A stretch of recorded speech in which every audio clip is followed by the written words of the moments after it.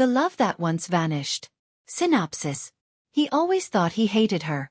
Love, in his mind, was an impossibility, so he pushed her away with his cruel behavior to drive her out of his life. However, when a terminal illness struck, everyone else abandoned him. She alone stayed by his side, caring for him until he fell in love with her as his final breaths drew near. Heaven granted him mercy, sending him back in time to make things right. Now, he must face the woman who was unwillingly forced into marriage with him. Yet, he knows deep in his heart that in the future, he will love her with all his soul. Let's join him on his journey. Will the hero who returned to the past succeed in fixing his mistakes and become a better person? Or will time and fate once again repeat the same story? Chapter 1. Dujduan, a slender and graceful woman, entered the house only to be startled. She noticed a bouquet of flowers alongside an open ring box. Inside was a white gold ring adorned with a flawless diamond, seemingly waiting for someone to claim it. Her mouth fell open for several seconds before she finally closed it again. It wasn't hard to figure out why the flowers and ring were there. It must have something to do with yesterday when Grandmother Sarin announced to all the grandchildren that whoever bore a child first would inherit the Nafikal hotel chain as a gift. Undoubtedly, this was the root cause of it all. A pained smirk crossed her lips. Paver, her husband of 5 months, had never shown the slightest interest in her. But now, with his grandmother's declaration, a bouquet and a ring suddenly materialized, as though by magic. On their wedding night, Paver had outright declared he had never wanted her as his wife. The entire charade had only been to fulfill his mother's plea to earn his grandmother's favor. His mother believed that marrying Dujduan would bring them closer to Grandmother Sarin. Wadi, who placed these flowers and this ring here? Dujduan feigned ignorance and called for the maid. Wadi gave a nervous smile, especially as the tall and commanding figure in a luxurious suit approached from behind. Ah. Well. I bought them for you, Paver interrupted. She turned to him, a sarcastic smile playing on her lips. And what's the occasion? I want us to have a better relationship, to truly live as husband and wife. What nerve! The audacity of this playboy, pretending to want something more. She, too, had no choice but to marry Paver, driven by Grandmother Sarin's arrangement. As a child taken in by a distant relative of the grandmother, Dujduan owed her life to this family. After the sudden death of her adoptive mother from an illness, Grandmother Sarin had continued to support her out of respect for a final written plea from her mother. Her life was burdened by gratitude. She had consumed the resources of so many people.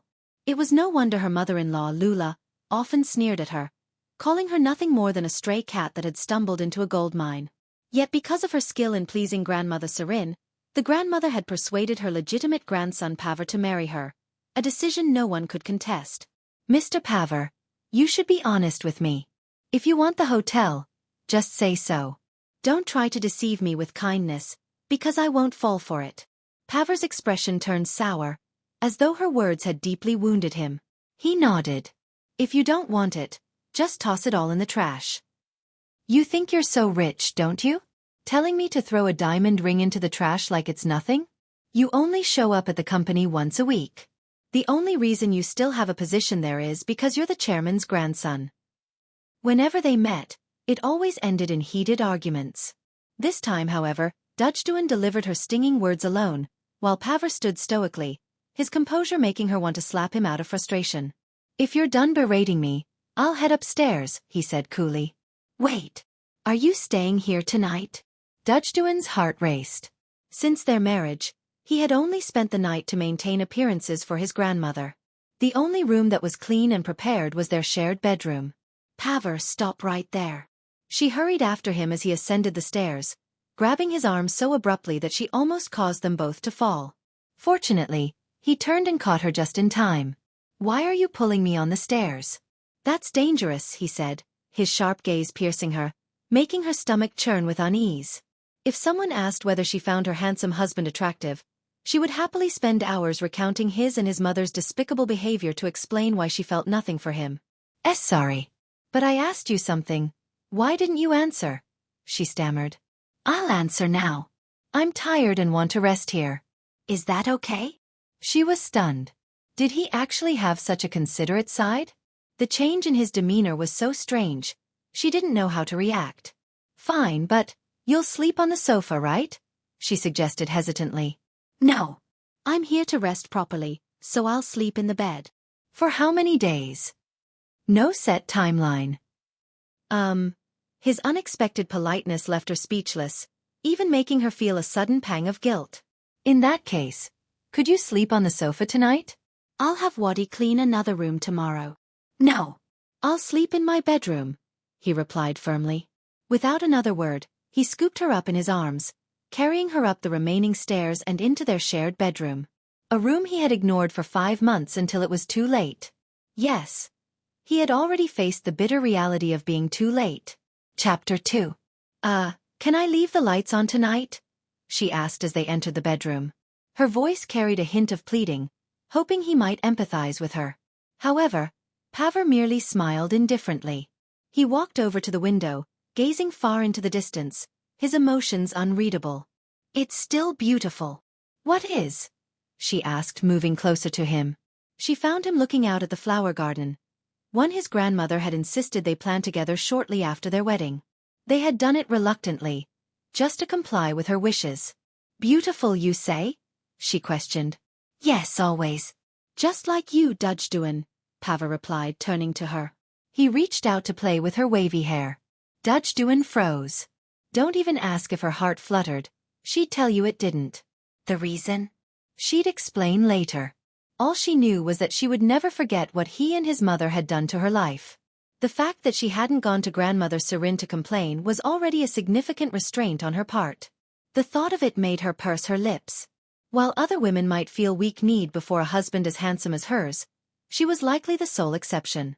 Dudgedoen, look at me, Paver softly pleaded. His voice carried a strange enchantment, compelling her to turn toward him. The moment their eyes met, her steely resolve began to waver. I'm sorry. For what? She stammered. For everything, for every sorrow I've caused you, for my mother's actions, and for all the pain I've inflicted. It may sound selfish, but I truly am sorry. She nearly believed him. His face was so close now, his prominent nose almost brushing hers. But just then, her grandmother's words echoed in her mind. The promise to gift the hotel to whichever grandchild bore her a great-grandchild first. Don't think for a second, Paver, that this will make me fall for you. You want the hotel so badly you'd stoop to this? When will you and your mother start considering other people's feelings? You selfish man. She spat her words, her eyes welling with tears of anger. Paver's gaze softened with what looked like regret. He reached out to wipe her tears, but she turned away abruptly, pressing her lips together, furious that she had almost believed him, even for a second. I'll sleep on the sofa tonight, and every night, as long as you insist on staying in this room, she declared before walking away, leaving Paver standing with his hand frozen mid-air. He let out a wistful smile. Everything Dudgedoen had said was true, except for one thing. He truly loved her. It wasn't a lie. It was a love that had nearly been lost along the way because, in the future, he was destined to die. Right now, he was Paver from the future. In reality, the Paver of this timeline was the selfish man Dudgedoen despised. But in the future he had loved her. Too late. This was his one chance to right his wrongs, to change the mistakes he had made. He had no other choice but to try. Unfortunately, his return coincided with his grandmother's announcement about the hotel, which made Dudgedoen unwilling to believe in his newfound sincerity. She thought it was just another scheme. In the timeline before this, his mother and he had even conspired to force Dudgedoen into having a child, leading to her deep hatred toward them. They hadn't cared then. Now, having been granted this opportunity to return, he wanted to give it his all. He hoped fate would allow Dudgedoen to open her heart to him once more. While lost in thought, his phone rang abruptly. He reached into his pocket and saw his mother's name and photo flashing on the screen. He answered the call, and her voice immediately spilled out. Paver. What are you doing? Why haven't you taken care of that Dudgedoen yet? Hello, Mother, he greeted her calmly. Hello? Don't you hello me. Since when do you have manners? Lula snapped at him, but Paver smiled with tears in his eyes. This was another matter he needed to address. In the future, his mother would die a horrifying death as a consequence of her own actions. He was determined to help her become a better person. From now on, I'll greet you properly every time, Mother. Don't start acting virtuous now. Get over here. We need to plan this. Do you understand how critical this is, Paver? Yes, Mother. I'm at the house right now, in the bedroom. How about we have a meal together soon? Lula fell silent for a moment, suspicious of her son's unusually polite demeanor. It was completely out of character for him. What are you up to? Oh, I know. You've run out of money, haven't you? I told you to stop wasting it on gambling. Did you hear me? I won't gamble anymore, Mother. From now on, I'll be a good person and never make you worry again. Lula was stunned into silence for a long moment before bursting into laughter so loud it echoed through the phone. Paver, you little devil. Do you think I can't see through your lies?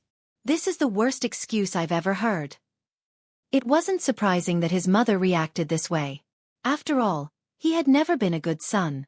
To blame it entirely on her misguided upbringing seemed excessive. She was still his mother after all. It took a long time before the call ended, and even then, she didn't believe a word he said.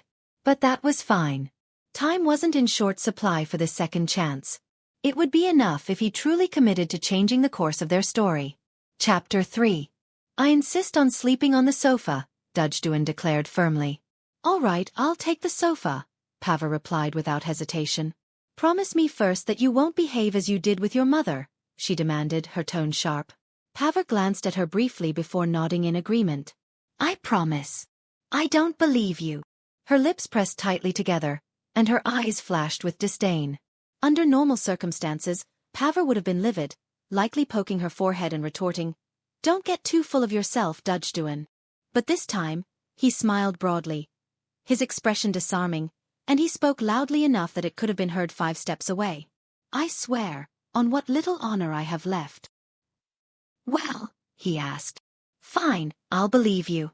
But if you try anything, I'll go straight to grandmother, she warned. Everyone feared grandmother Serin, the strong-willed matriarch who had managed her workforce of thousands with an iron grip for over 50 years. Even after her husband's passing, nothing could shake her authority. I'm terrified already, Paver joked. I promise I'll keep my word. Dujduan felt a bit more at ease.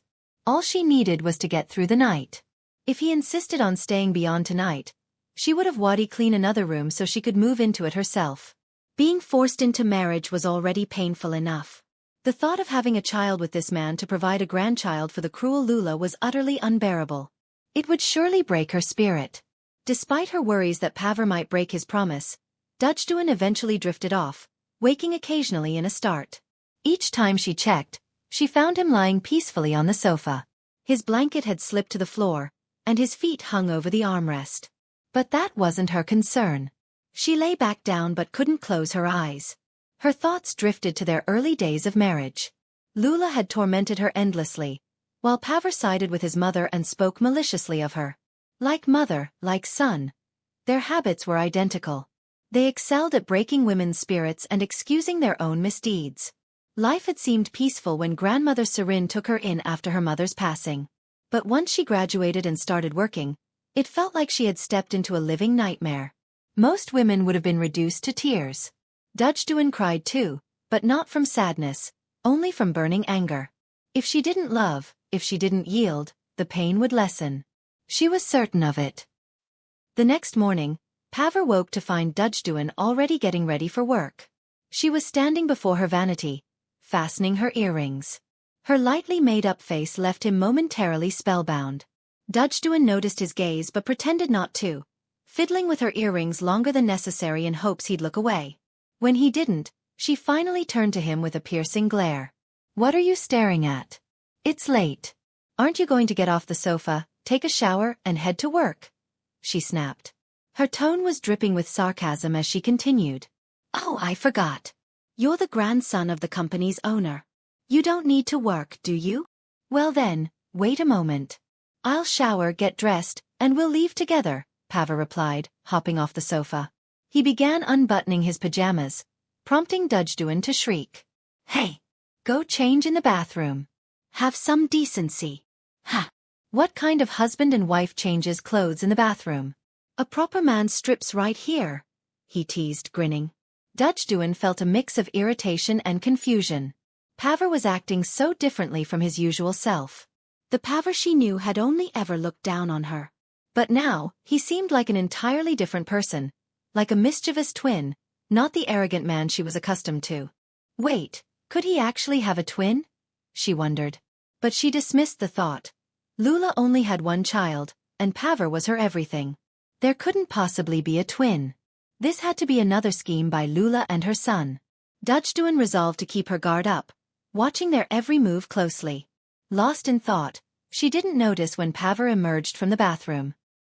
He walked to the large wardrobe, which was always stocked with his clothes despite his infrequent visits. Selecting an outfit, he dressed right there, quickly and efficiently. Each item was neatly hung in protective covers, ready to wear at a moment's notice. "All right, let's go," Paver announced cheerfully. "Ha! When did you finish? Geez, you've been staring at geckos or something." "I've been ready for ages," he teased with a laugh. Chapter 4. The company staff whispered among themselves about the young heir to the company chairman arriving at work with his previously neglected wife. No one needed to spell it out for them. Human nature thrives on observation. Paver's reputation preceded him. Smooth-talking, womanizing, and indiscriminately dating anyone, even fiery widows. "See? I shouldn't have come to work with you. Now everyone's gossiping," Dujduan grumbled as she entered the office, setting her beloved designer bag on the desk. It was her favorite, a gift from her late mother, used far more frequently than any other. The rest, especially those from Lula, she rarely even glanced at after the wedding day. "They'll stop gossiping soon," Paver said softly. Dujduan pulled a face at him. "What are you going to do? Kiss them into silence?" "No, but I'll come with you every day until they get used to it," he replied with a grin. "Oh my God, this is insane. Either you or your mother fed you some poison, making you this ridiculous. Move aside, please, I need to finish these files by noon. Grandmother will be visiting the company today." Paver's expression shifted as he recalled that every 3 months, his sprightly 71-year-old grandmother would personally visit the company. Despite a slight stoop in her posture, her energy and sharpness remained undiminished. "Oh right. I just remembered she'll probably arrive in the afternoon." "Lucky you. You can pretend to be hard-working for once," Dujduan mocked. What surprised her most was that no matter how much she provoked him, Paver only smiled warmly at her, as though she were a playful kitten he adored. "I'll work so hard you'll forget all about my laziness," he declared. She couldn't help but laugh. He had disarmed her with that single line, shattering months of resentment.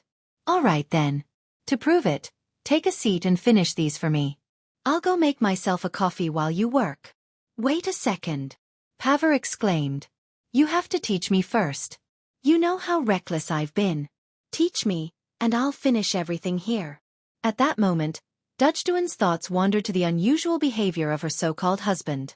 Since yesterday afternoon, with the sudden appearance of flowers, a ring, and his strange demeanor, everything about him felt unnervingly different. She approached him and touched his forehead, finding his temperature normal. Still, she couldn't resist asking, "Paver, have you hit your head hard recently?" "No, why?" he replied, looking up at her. Then, realization dawned on his face. "Wait. Are you saying I've lost my mind?" His gaze turned serious, and Dujduan instinctively stepped back.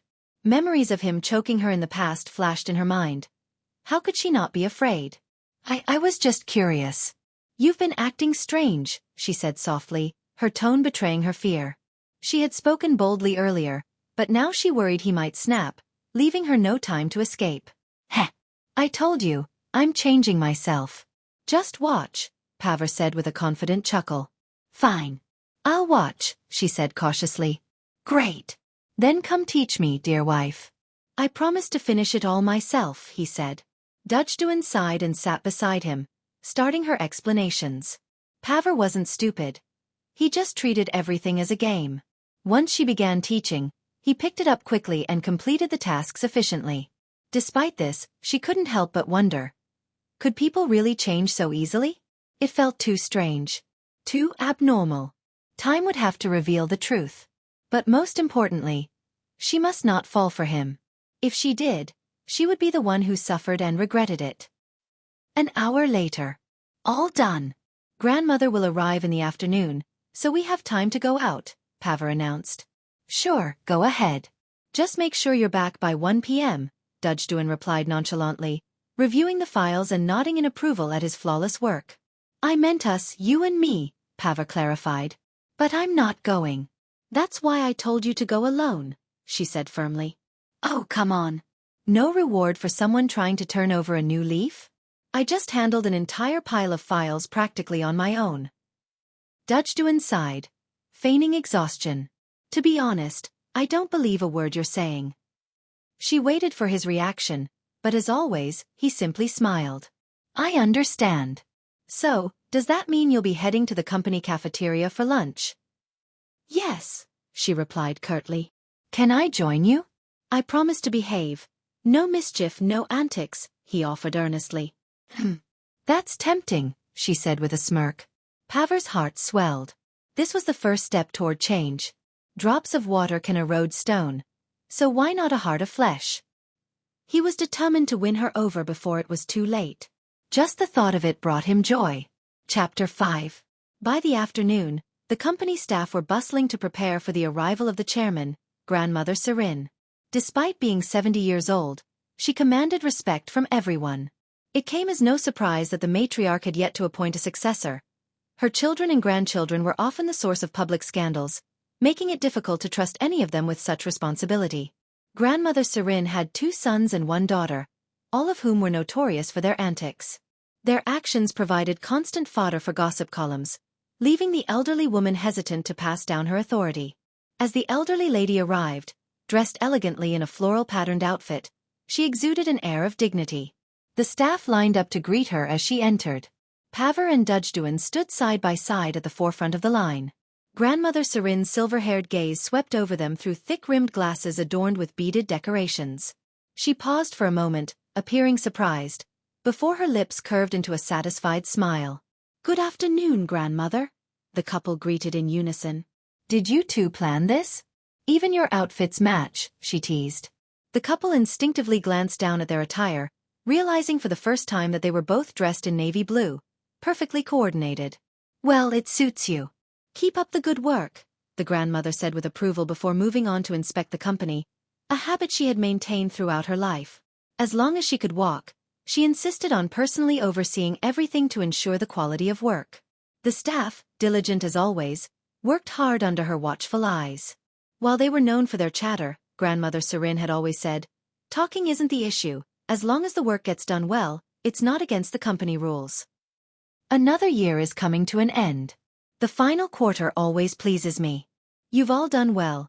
Keep this excellence like a precious gem, and as usual, there will be bonuses for everyone, she announced. The promise of bonuses was eagerly awaited by many.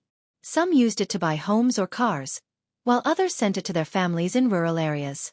The annual reward had never disappointed, and it was one of the reasons why so few employees ever left the company under Grandmother Serin's leadership.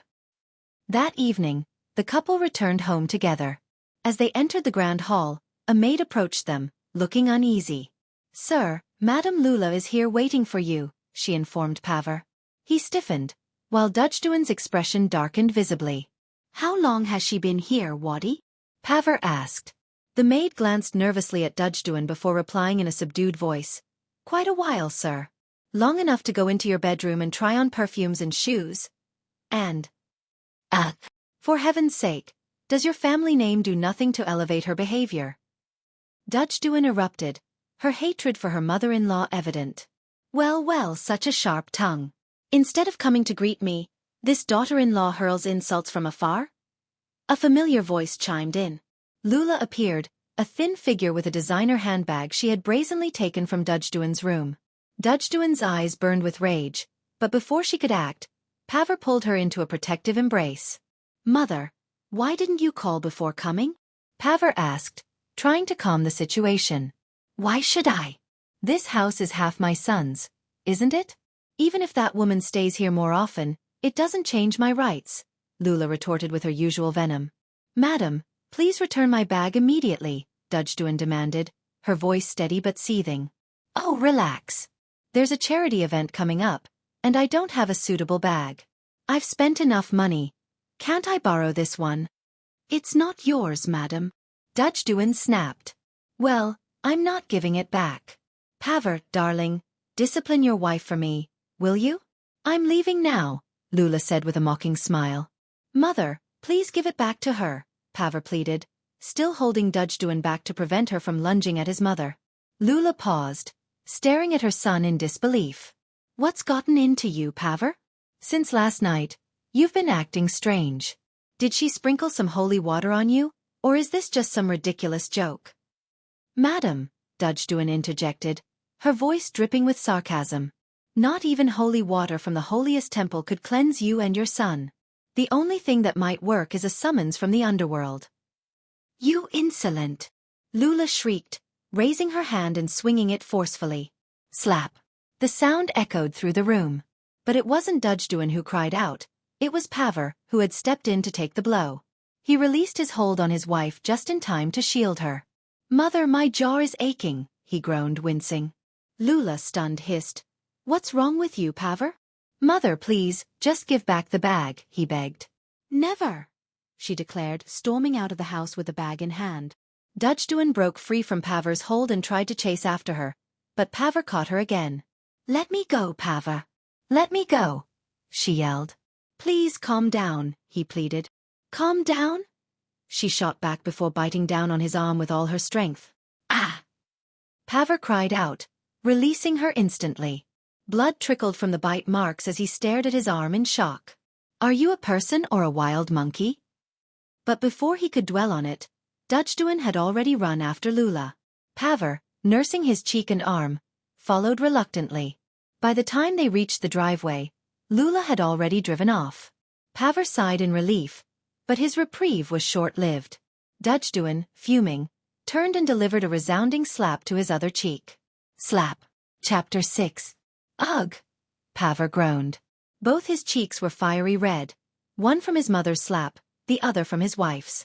The sting was both physical and emotional. Never before had he cared about the consequences of his actions. He hadn't thought about who he hurt or whose feelings he trampled. Dudjduin had borne the brunt of his mother's antics countless times, and it had hardened her into the sharp-tongued woman she was today. Not far away, Dudjduin stood with a scowl. She wouldn't have minded giving up the bag if it had been requested sincerely. But to lose it to someone she loathed? That was unacceptable. You'd better get it back, Paver, she demanded. I'll buy you a new one, okay? Ugh, he replied, wincing. She turned sharply, making him flinch. Listen, I have my own money. This isn't about money. Get it? But of course, you and your mother wouldn't understand something like that. No matter what I do, you'll never trust me, will you? Paver's voice carried a hint of wounded pride. His tone made Dudjduin feel a twinge of pity, enough to soften her stance. Give me some time, she said, walking closer. You've been a bad person for so long. How can anyone trust you to change overnight? I understand, he said quietly. Unable to resist, she reached out and gently touched his cheek. The warmth from the slap lingered. It must hurt. I'm sorry, Paver. She couldn't pinpoint when her fear of him had begun to fade. If she could set aside her biases, she had to admit he looked both adorable and pitiful now. I'll get you some anti-inflammatory medicine, she said, standing to fetch it. Seeing her leave, even for a moment, was enough to make him smile. He hadn't expected being slapped to turn into something positive. If this was the outcome, it was worth it. Ow! He groaned again. In the past, this would have driven him to lash out. He would have gone straight to choking her in retaliation. But now, the memory of her by his side as he lay dying, crying as if her heart would break, haunted him. Just the thought made him shudder. Thank you, he whispered to the heavens. Thank you for giving me this chance to fix my mistakes. He vowed to make every moment count and to resolve every problem, no matter how difficult. But with his mother in the equation, peace between his wife and mother-in-law seemed almost impossible. Dudjduin returned with medicine and a croissant. She coaxed him to eat something before taking his medication, breaking the croissant into small pieces and feeding him herself. Her eyes were filled with care, something Paver had never thought he'd see from her. How foolish he had been to overlook her in the past, to see her as an adversary rather than a partner. You're staring at me like a puppy. Hang in there. You'll feel better tomorrow, she said. Thank you, he replied, sincerity in his voice. I'm not used to you being nice like this, she admitted with a sigh. You'll get used to it, he said with a small smile. All right, Pavar. I'll wait for the day I do. Now, eat up, drink this warm water, and take your medicine. All in one go, don't spit it out, she said with the authority of a mother rather than a wife. And strangely enough, he liked it. He obediently followed her instructions, feeling oddly content despite the pain in his cheek and arm. The effort was worth it. You should sleep on the bed tonight, Dujduan suggested. I'll take the sofa. The maid, Wadi, had forgotten to clean the other room, leaving them stuck in the same space for another night. She offered to take the couch, reasoning that Pavar's injuries made the bed a better option for him. I'm fine on the sofa, he insisted. But you're injured, she countered. And if you sleep uncomfortably, it's not worth it. Why do you have to look so dumb when you're being nice? She teased. Fine. Let's both sleep on the bed. But if you cross my line, I'll kick you off. Consider yourself warned. His face twisted with genuine fear. I think I'll stick to the sofa. She laughed a rare sound and said, I was kidding. I think I'm getting used to this new you. Come on, get on the bed. With a half-hearted protest, she dragged him to the bed. Sleep well, Pavar. I don't toss and turn. You're sure you're okay with this? He asked. Yes, I'm sure. And so, that night marked the first time in 5 months they shared the same bed. Their past was riddled with emotional battles, and reconciliation had always seemed out of reach. Everything had felt like a political game until now. Dujduan soon noticed Pavar had fallen asleep quickly, likely aided by the painkillers and anti-inflammatory medicine. She turned toward him, studying his face. As he slept, he looked youthful and gentle, devoid of the sharp edges he carried when awake. She found herself watching him longer than she intended. Quietly, she pulled the blanket up to his shoulders, noticing the faint scratches on his cheek, the ones she had caused. I'm sorry, Pavar, she whispered softly. Chapter 7. Since that day, Pavar had managed to normalize his newfound kindness in Dujduan's eyes. Mornings began with shared breakfasts at the dining table, an act that initially shocked even the household staff. However, as with most things, familiarity bred comfort. 2 heads, after all, were better than 1. After breakfast, they would ride to work together. This routine sparked gossip among Grandmother Serin's extended family. Everyone was abuzz with talk of the seemingly sweet couple, speculating which grandchild would ultimately inherit the family hotel. The media, ever watchful, eagerly awaited any developments. Despite the newfound harmony, Dujduan occasionally reflected on the darker moments of their past. She remembered the times when Pavar had been unbearably cruel. One instance stood out vividly. The day he had tried to coerce her into signing over financial power to his mother, Madame Lula, citing their marital status. That day, she had firmly refused.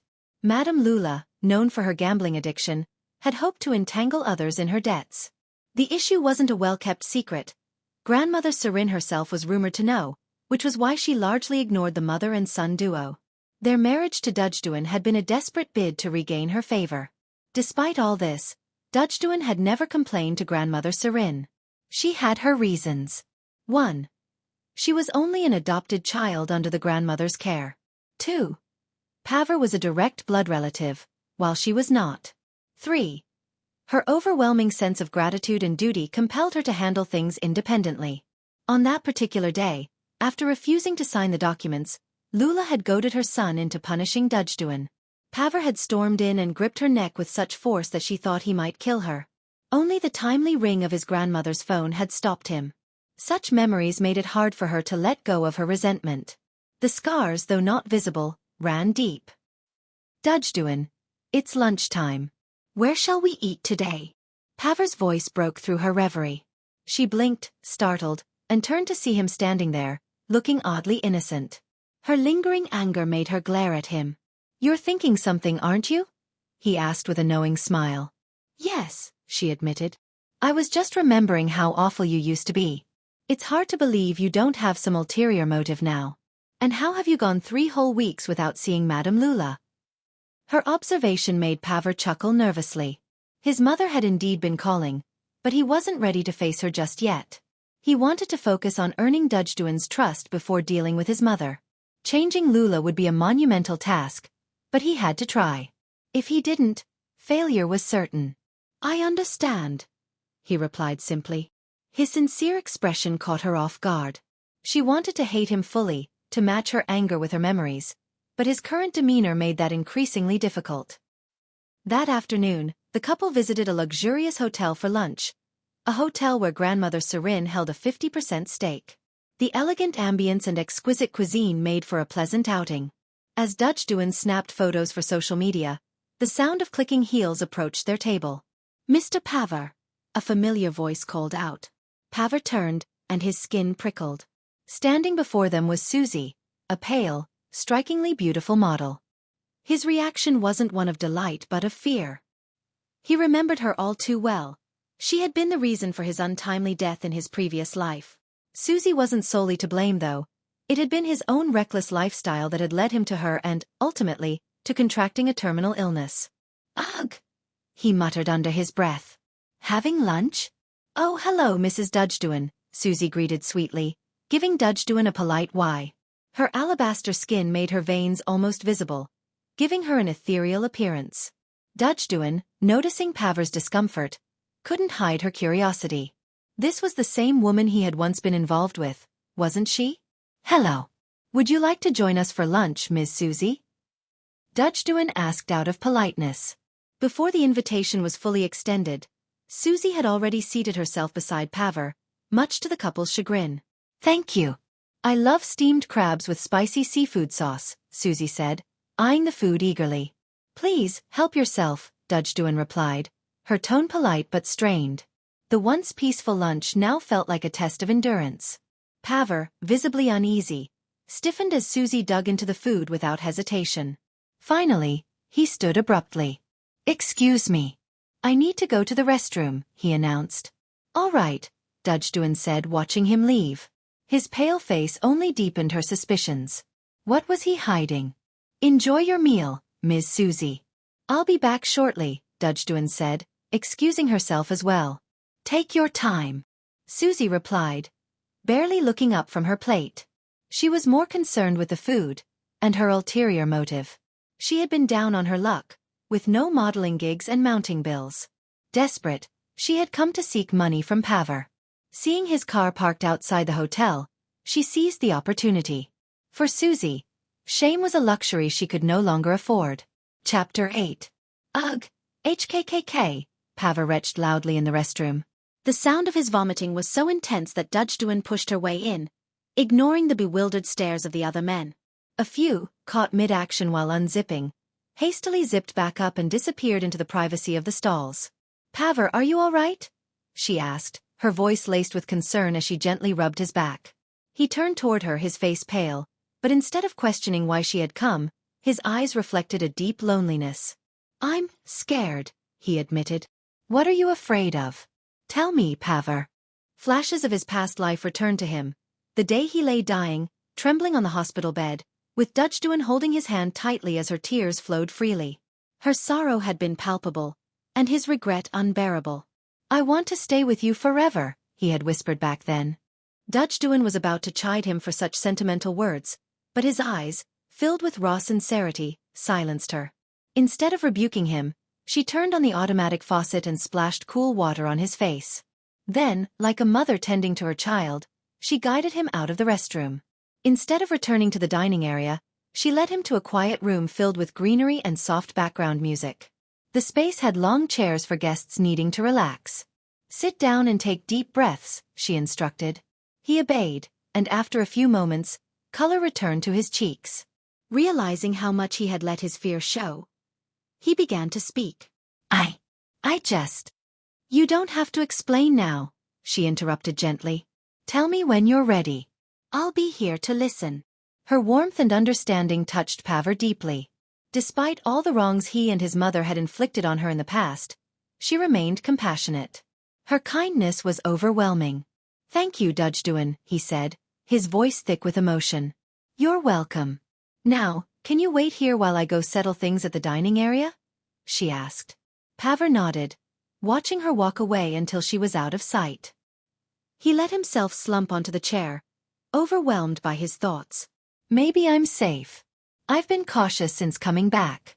I can't let the past repeat itself, he murmured. If fate has given me this second chance, I can't risk it. No matter how careful I am, I can't take chances with Dujduan, not as her husband. His phone suddenly rang, jolting him from his musings. Mother! Why are you calling now? He muttered, apprehension tightening his chest. Not long after, Paver and Dujduan went to meet his mother. Lula, entangled in yet another gambling debacle, had called him for help after a casino owner refused to let her leave without paying her debts. She hadn't expected Paver to bring his wife along. Paver, I don't understand this, Lula said, her eyes darting toward Dujduan with thinly veiled disdain. She glared at her son as if to ask why he had brought her into what she considered a private matter. I wasn't feeling well, Mother. Dujduan drove me here, Paver explained. Fine. Whatever. Now, give me the money. They almost slapped me, she exclaimed dramatically. Can't you quit gambling, Mother? Paver pleaded. What did you just say, Paver? I must have misheard. And you? Lula turned to Dujduan. What did you do to my son? He's terrified of you now, isn't he? As expected, Lula deflected any blame for her predicament.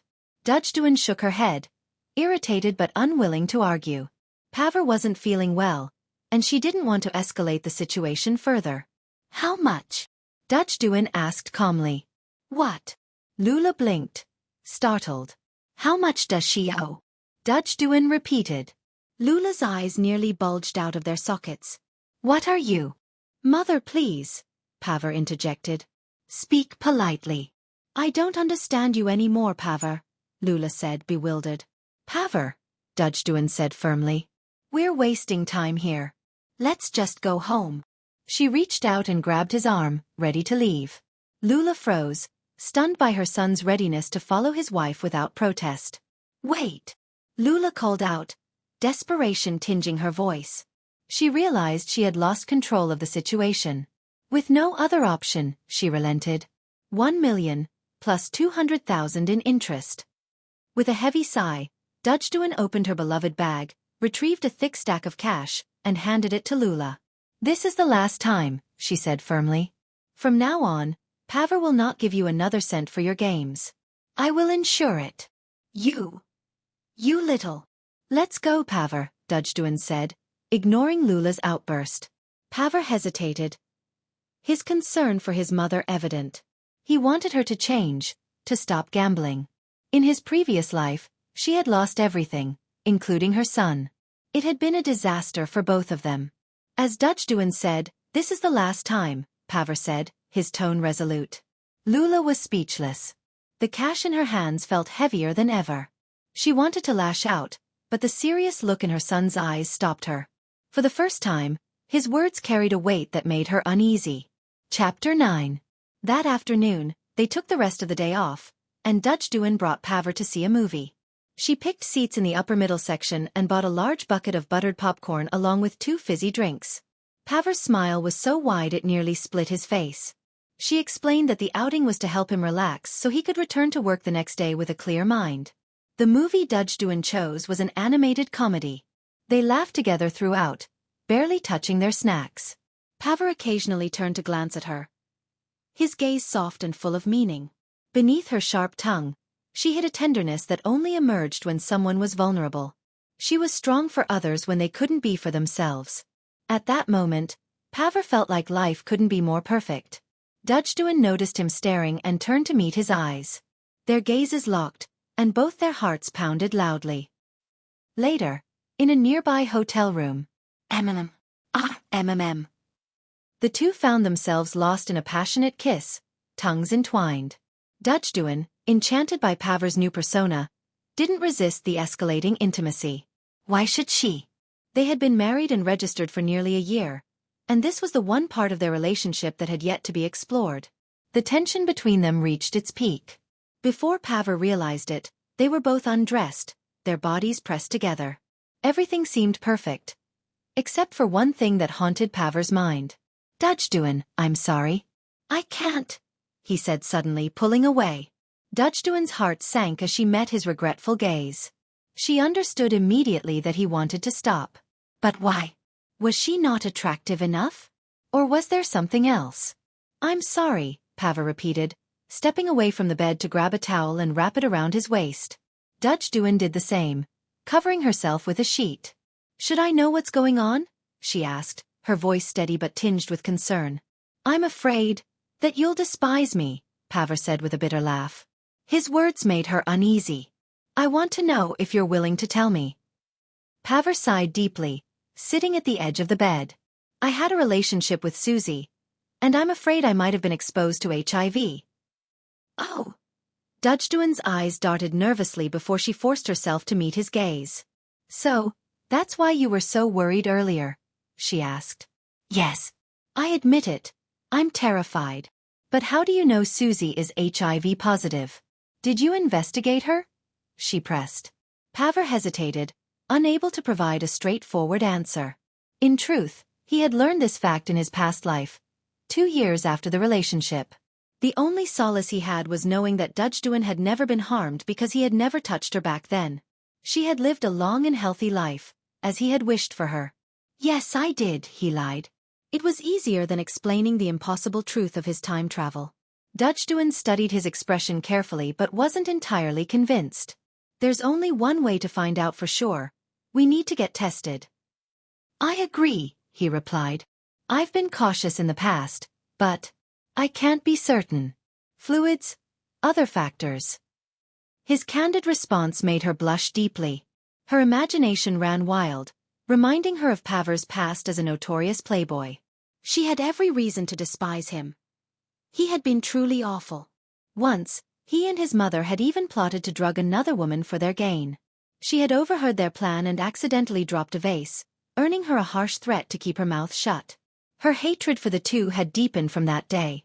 Out of desperation, Dudgedown had turned to grandmother Serin, urging her to summon Paver for a family dinner. That simple intervention had saved the woman from a terrible fate. From then on, Dudgedown's contempt for Paver and Lula only grew, compelling her to quietly collect evidence, hoping one day she would have the courage to escape them entirely. But that was all in the past. The present Paver sitting before her was different. Vulnerable. Honest. It was confusing but undeniable. Something fundamental about him had changed. "Let's focus on the present," she said finally. "We'll get tested, and whatever the results, we'll deal with them together." For the first time in a long while, Paver felt a flicker of hope. Chapter 10. The test results are negative. The two exclaimed in unison, their voices echoing with relief. As they read the test results together, Paver, overwhelmed with joy, grabbed Dudgedown's face and kissed her passionately. Initially stunned, she quickly reciprocated, her tongue meeting his in a fiery exchange. "Eminem. Ah!" she moaned as their clothes quickly disappeared in a frenzy of desire. The adrenaline coursing through their veins was almost unbearable, their hearts pounding so hard it felt as though they might burst. Dudgedown clung to Paver's muscular frame, her thoughts racing. How had she gone from hating him so much she could have killed him, to this moment of absolute intimacy? And yet, now that they had crossed this boundary, she found herself wanting more, wondering if he felt the same. One look into his eyes answered her question. His gaze was filled with the same insatiable hunger as hers. Without a word, he leaned over her again, and she knew, they were both consumed by the same need. 2 months later.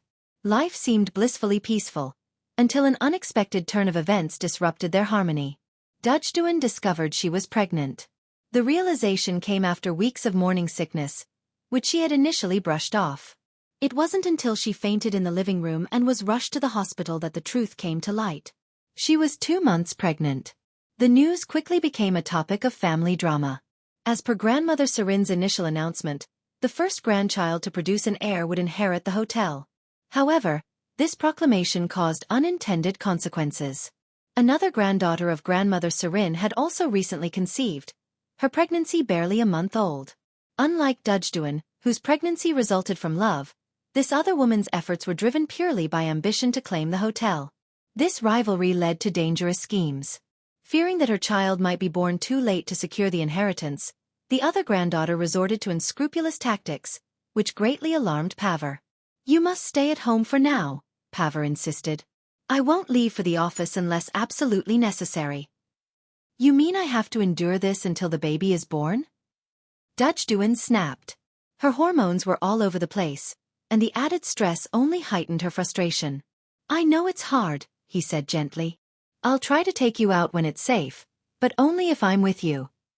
"What if I publicly renounce any claim to the hotel? Would that make things safer?" "I don't even want it," she exclaimed in exasperation. "I know," Pavel replied, holding her close. "But there's no guarantee that doing so would keep you or the baby safe."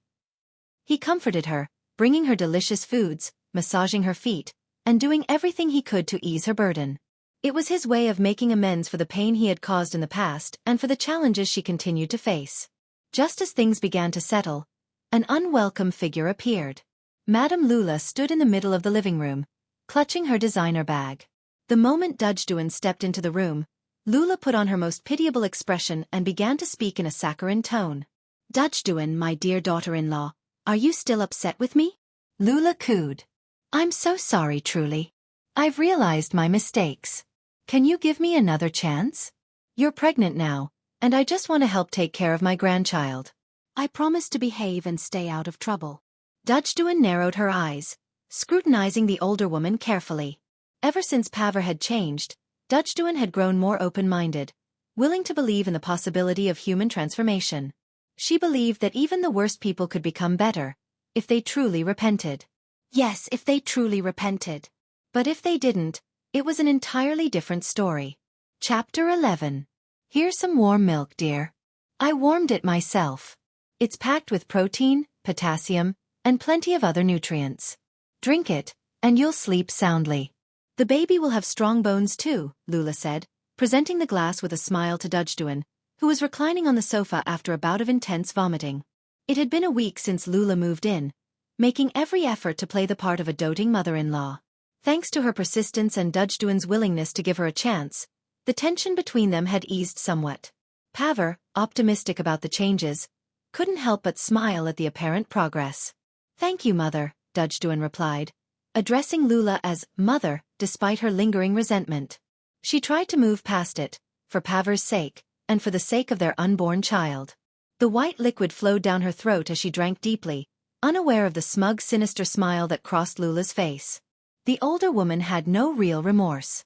Her presence in the house was part of a larger scheme, one that promised her a hefty $50 million payout if it succeeded. She had no intention of letting Dujduan, or her unborn grandchild, stand in her way. That night, while Paver worked late in his study downstairs, Dujduan writhed in pain on the bed. The concoction she had ingested was taking effect, threatening to end her pregnancy. Clutching her stomach, she gasped through her tears. "No! My baby, no!" she cried. Dark red liquid pooled beneath her as she endured the excruciating pain. Desperate, she reached for her phone to call Paver, but it was nowhere to be found. She always kept it on the bedside table, but tonight it had mysteriously disappeared. Her tears flowed uncontrollably as she fought through the agony, her thoughts consumed by the life slipping away inside her. "My baby! Paver!" As if he heard her anguish, the door suddenly burst open. Paver stood in the doorway, his face turning ashen as he saw Dujduan crawling through a pool of blood. "Dujduan!" he shouted, rushing to her side. "Our baby? Please, no!" she sobbed. "I'm taking you to the hospital. Stay strong for me, please," he said, lifting her into his arms. As he descended the stairs with her in his arms, he encountered Lula standing in the middle of the staircase. "Paver! What's going on?" she exclaimed. "Mother, something's wrong with Dujduan. Please call Dr. N and ask him to prepare the emergency room.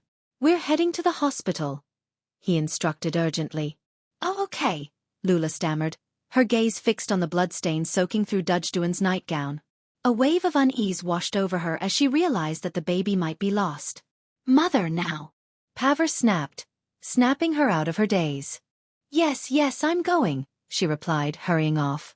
But as soon as Paver disappeared, a profound guilt began to gnaw at Lula's conscience. She descended the stairs slowly, one step at a time. "Ugh!" she gasped as sudden chest pain struck her.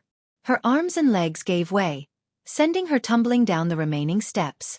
The fall wasn't particularly severe, but a small bottle clutched in her hand struck her head hard as she hit the floor, leaving her unconscious.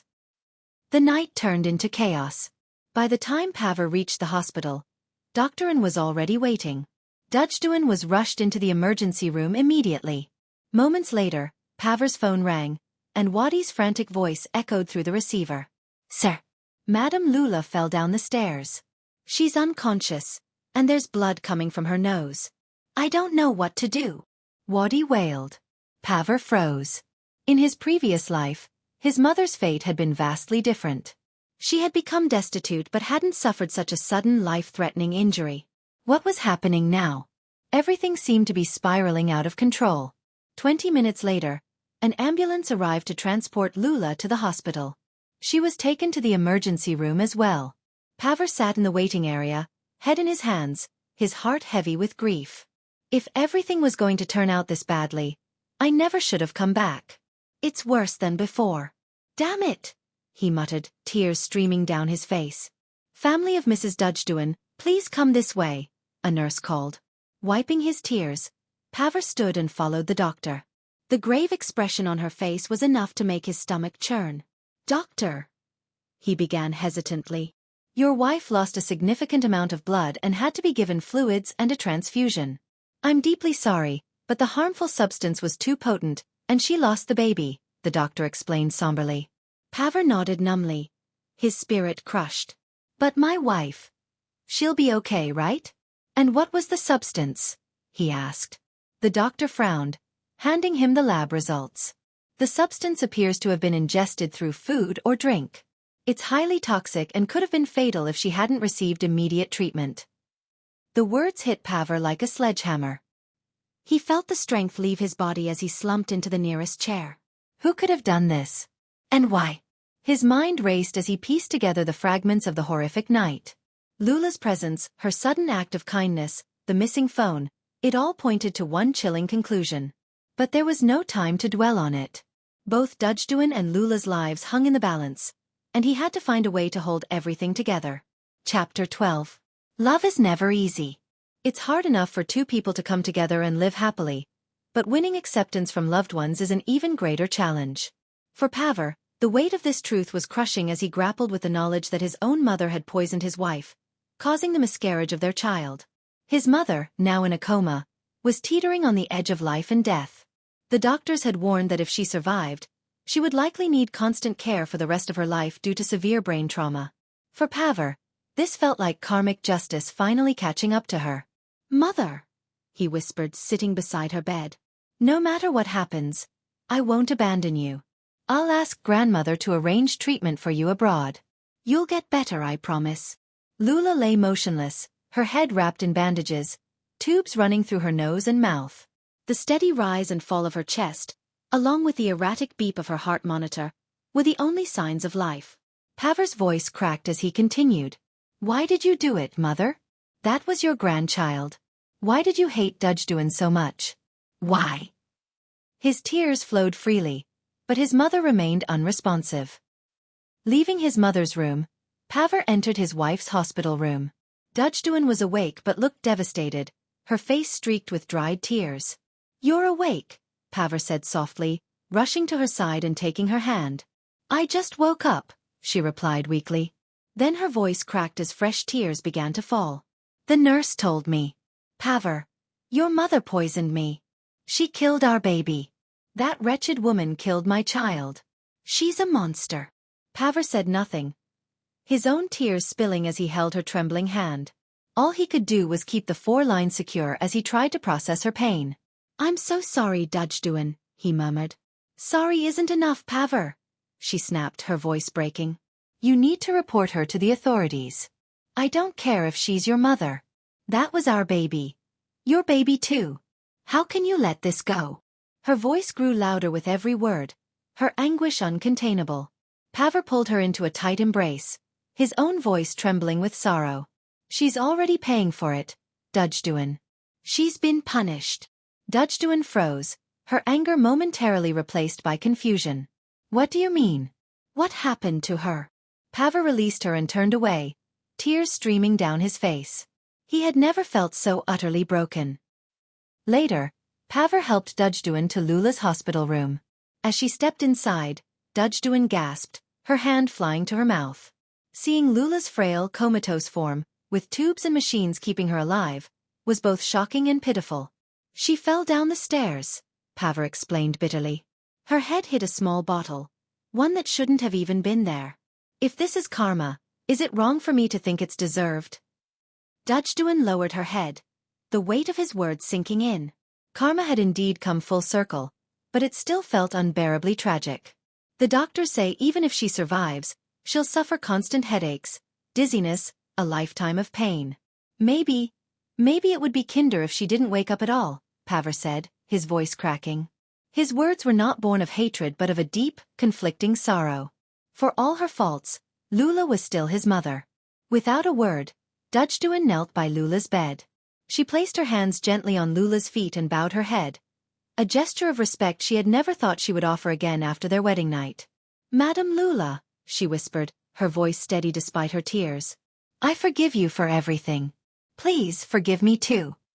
Paver silently wiped his tears as he watched his wife. The finality of death loomed heavy in the room, and though he longed for a miracle, he knew such things rarely happened twice.